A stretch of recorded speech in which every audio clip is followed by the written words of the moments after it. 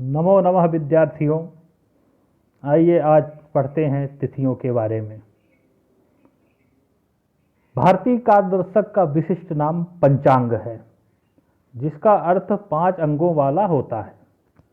इसके लिए ज्योतिष ग्रंथों में एक निम्न श्लोक प्राप्त होता है, जो आपकी स्क्रीन में दिख रहा है। तिथिर्वारस्य नक्षत्रम योगः करणमेव च एतैः पंचभिरंगैः संयुतम पंचांग मुच्यते। अर्थात पंचांग के 5 अंगों में तिथि, वार, नक्षत्र, योग तथा करण, ये 5 अंग होते हैं।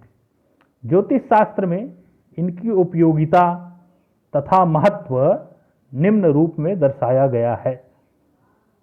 कहा गया है, तिथेस्तु श्रियमाप्नोति वारादायुष्यवर्धनम नक्षत्रात्तरते पापम योगाद रोग निवारणम करणात् कार्य सिद्धिश्च पंचांग फलमुत्तमम कालवित् कर्म विद्धिमान देवतानुग्रहम लभेत।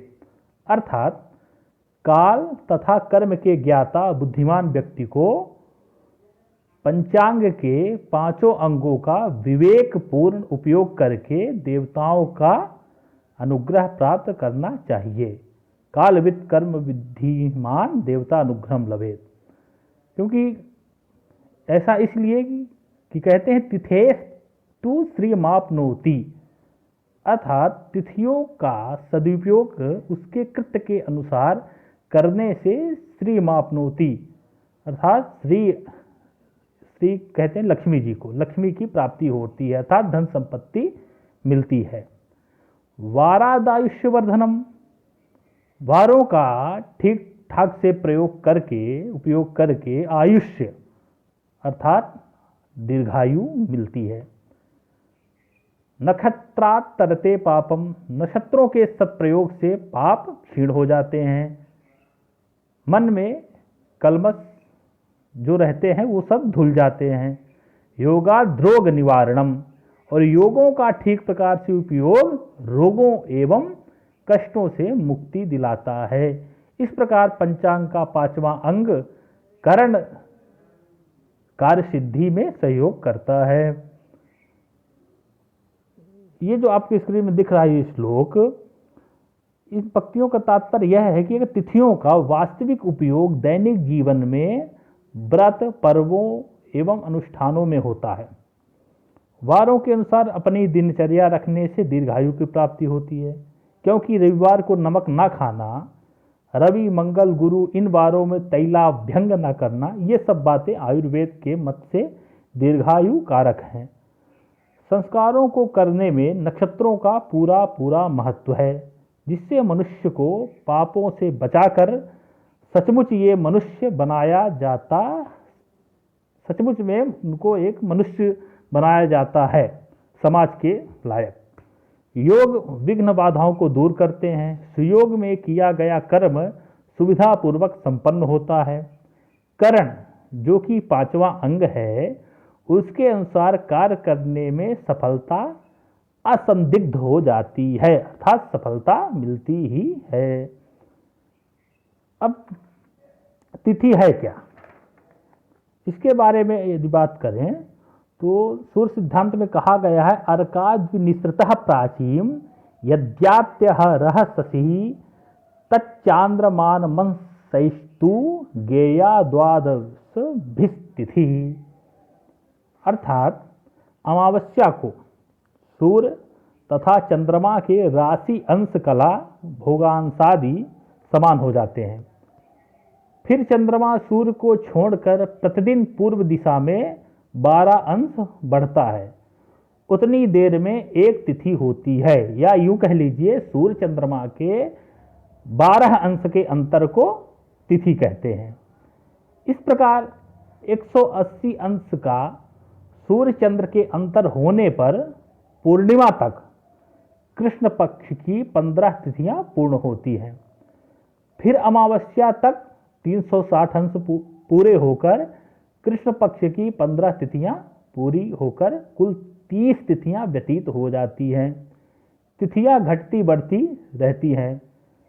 इसके विषय में हम तिथि क्षय वृद्धि के एक अलग विषय है और इसकी चर्चा हम एक दिन विस्तृत रूप से करेंगे। परंतु सिद्धांततः तिथियों की संख्या 30 ही होती है। उनकी क्षय वृद्धि का उल्लेख तो गणित की सूक्ष्मता के कारण होता है। 12 अंशों की दूरी तय करने में चंद्र को कभी 24 घंटे, कभी कुछ कम तो कभी कुछ अधिक समय लगता है। जब चंद्रमा की गति शीघ्र 15 अंश के लगभग होती है तब वह तिथि का भोग शीघ्रता से करता है। परंतु जब 11 अंश से भी कम दैनिक गति होती है तब उसे तिथि भोग में अधिक समय लगता है और तिथि का मान 24 घंटे अर्थात 60 घटी से अधिक हो जाया करता है। गति की अधिकता की स्थिति में तिथि का मान 60 घटी 24 घंटे से न्यून होता है। मध्यम रूप में 30 तिथियों में 29 दिन 12 घंटे 44 मिनट 2 सेकंड का समय लगता है। एक तिथि का मध्यम मान माने तो 23 घंटे 37 मिनट तथा 28 सेकंड होता है। इस तिथि को चांद तिथि कहते हैं। भारतीय धर्मशास्त्र में तथा मुहूर्त शास्त्र में इसका महत्वपूर्ण स्थान है। सौरमान की तिथियों का उपयोग मुहूर्त शास्त्र एवं धर्मशास्त्र में नगण्य है। अतः तिथि की शुभता एवं अशुभता का विचार जनसाधारण में अद्यावधि प्रचलित है। पंचांग में 5 अंगों में तिथि को नासिका कहा गया है। अर्थात जिस तरह शरीर में जो महत्व नासिका का है उसी तरह पंचांगों में वही महत्व तिथियों का है। बृहद्दैवग्रंजन में कहा भी गया है, केनापि दोषेण तिथौ प्रदुष्टे दुष्यन्ति लग्नेन्दु बलर्ख्यवाराः सौंदर्यकांत्यादिमुखा गुणाश्च नासाविहीनस्य भवन्त्य सारा। अर्थात यदि किसी प्रकार से केनापि दोषेण किसी प्रकार से तिथौ प्रदुष्टे तिथियों में दोष उपस्थित हो तो दुष्यंति लग्नेन्दु बलर्ख्यवारा तो लग्न चंद्रबल नक्षत्रवार आदि दुष्यंति अर्थात असार हैं, सारहीन हो जाते हैं। कैसे? जैसे सौंदर्य कांत्यादिमुखा गुणाश्च नासा विहीनस्य भवन्ति सारा। जैसे नासिका से रहित व्यक्ति को मुखादि सुंदरता असार होती है अर्थात मुख की सुंदरता सारहीन हो जाती है।